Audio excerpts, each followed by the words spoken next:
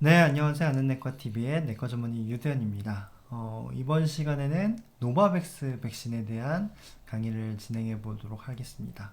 노바백스가 이제 뭐 SK바이오사이언스가 이제 우리나라 기업이기 때문에 우리나라에서 굉장히 화두가 됐었던 그런 백신 중에 하나인데 드디어 이제 내일부터 백신 접종을 본격적으로 시작하게 되었습니다.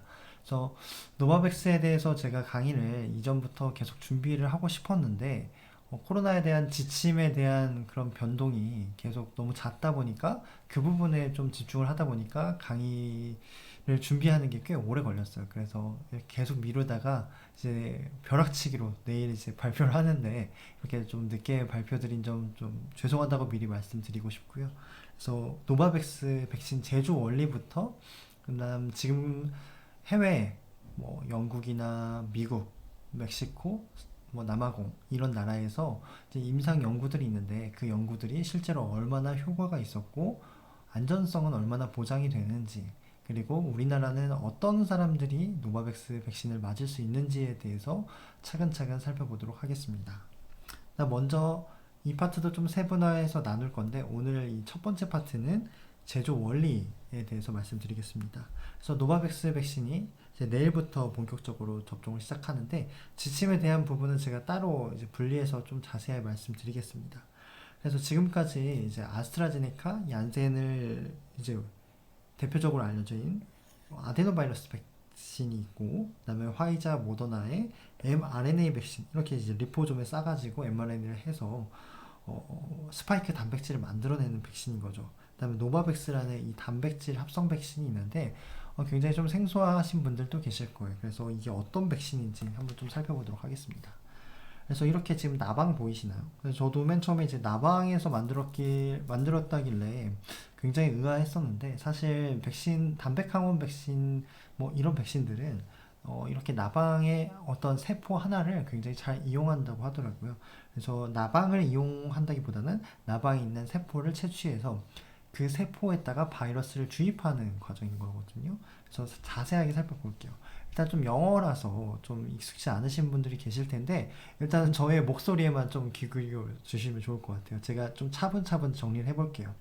그래서 일단은 이 바큘로 바이러스라는 녀석이 있어요. 그래서 바큘로 아데노 바이러스랑 비슷하다고 생각하시면 되는데 이 바큘로 바이러스라는 녀석이 나방 세포를 굉장히 좋아한다는 거죠. 그래서 나방 세포에 들어가면 금세 감염시키는 그런 특성을 가지고 있어서 이 바큘로 바이러스에 있는 유전자를 변형시켜서 거기다가 스파이크 단백질을 만들 수 있도록 변형해보자, 재조합을 해보자라고 해서 시작된 게 이제 이 단백항원 백신의 스타트거든요. 그래서 이 제조합을 하고 나서 그 다음 이 나방세포 SF9이라는 이 세포에다가 바큘로 바이러스를 주입을 하면 이 바큘로 바이러스 안에 있는 DNA가 지금 변경이 됐을 거예요. 그래서 어떻게 됐냐면 이 스파이크 단백질을 만들어낼 수 있도록 변경이 돼서 재조합이 돼서 그 저희가 이제 지난번에 말씀드렸듯이 DNA에서 mRNA가 나오고 mRNA를 통해서 단백질이 만들어진다고 말씀드렸어요. 그래서 이때 이 단백질은 스파이크 단백질을 만들어내는 거거든요. 그래서 스파이크 단백질이 이렇게 세포 표면에 나오기도 하고 방출되기도 하는데 일단 이걸 정제를 해가지고 하나만 이렇게 스파이크 단백질을 뽑아냈더니 얘네가 되게 불안정한 거예요. 그래서 거기다가 나노 파티클을 딱 달아놨어요. 그랬더니 이렇게 원형의 스파이크 단백질 여러 개가 모아서 굉장히 안정화된 물질이 형성됐는데 이게 바로 노바백스 백신의 원리인 거죠.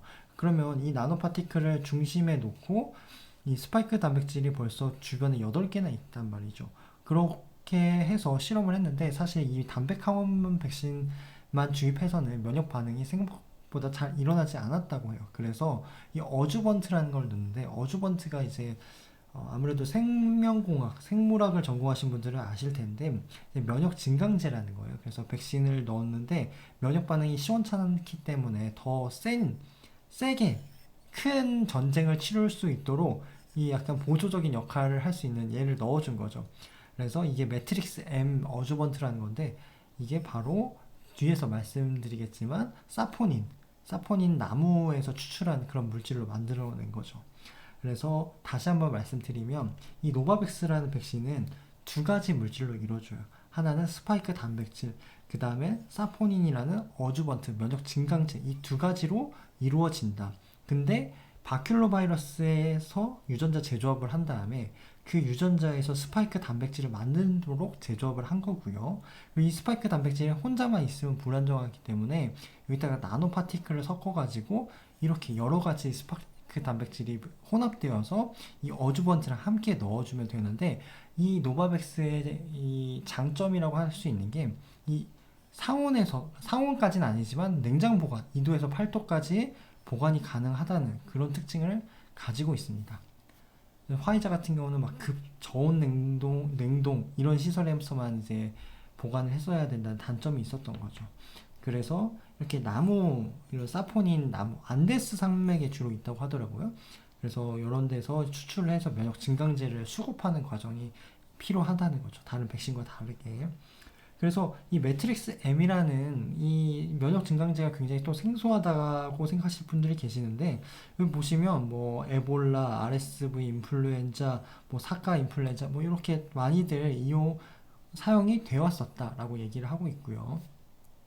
그 다음에 우리가 단백 항원 백신이 좀 익숙치 않으신 분들이 계실 거예요. 그래서 우리가 이제 생백신이라고 하죠. 생백신의 대표적인 게 뭐 튜버큘로시스, 폴리오, 뭐 옐로우 피버, 뭐 이런 것들이 있어요. 이런 생백신의 장점은 면역 반응이 굉장히 우수하지만 얘가 진짜 살아있는 녀석이어서 실제로 우리가 감염될 위험이 있고 안전성이 보장이 안 된다는 단점이 있고, 사백신도 있어요. 사백신은 우리가 여기 보시면 폴리오나 인플루엔자, A형 간염, 뭐 타이포이드 뭐 이런 것들이 있는데, 이런 것들은 물론 면역 반응은 떨어지겠죠. 근데 그만큼 죽어있는 녀석들이기 때문에 굉장히 안전성은 보장된다는 거고요.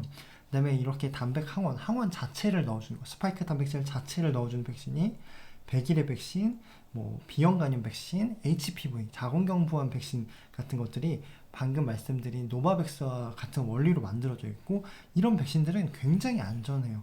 근데 면역 그 반응을 적게 일으키기 때문에 면역 증강제 같은 걸 같이 넣어줘야 된다는 거죠. 그리고 또 독소 자체를 넣어주는 것들이 테타누스, 그 다음에 디프테리아, 톡소이드 이런 것들은 독소 자체를 넣어준다라고 하는데, 일부 아주 독소만 넣어주기 때문에 덜 면역 반응을 일으키고 그리고 안전성은 굉장히 높다라고 알려져 있습니다. 그래서 이 노바백스가 효과가 어떨지, 그 다음에 이런 식물이랑 같이 추출해서 해주는 면역 증강제를 넣어준다고 하는데, 이게 과연 안전할지에 대해서는 제가 다음 세션에서 말씀드릴 거고요. 그리고 여기서 또 궁금한 거는 이 사포닌이란 물질뿐만 아니라 이 스파이크 단백질로 결국 만들어지는 게 노바백스잖아요.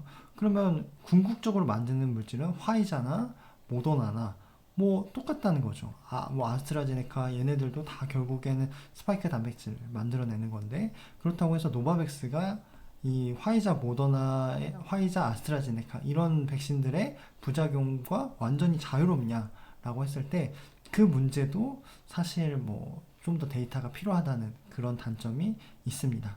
그래서 다음 세션에서 그 궁금증을 하나씩 좀 풀어보는 시간을 가져보도록 하겠습니다.